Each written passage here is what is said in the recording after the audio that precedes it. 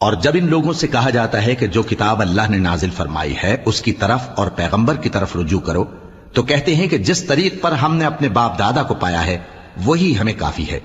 بھلا اگر ان کے باپ دادا نہ تو کچھ جانتے ہوں اور نہ سیدھے رستے پر ہوں تب بھی؟ اے ایمان والو، اپنے آپ کو سنبھالے رہو، جب تم ہدایت پر ہو تو کوئی گمراہ تمہارا کچھ بگاڑ نہیں سکتا۔ تم سب کو اللہ کی طرف لوٹ کر جانا ہے، اس وقت وہ تم کو تمہارے سب کاموں سے جو دنیا میں کیے تھے آگاہ کرے گا اور ان کا بدلہ دے گا۔ مومنو، جب تم میں سے کسی کی موت آ موجود ہو تو شہادت کا نصاب یہ ہے کہ وصیت کے وقت تم مسلمانوں میں سے 2 مرد عادل یعنی صاحب اعتبار گواہ ہوں، یا اگر مسلمان نہ ملیں اور تم سفر کر رہے ہو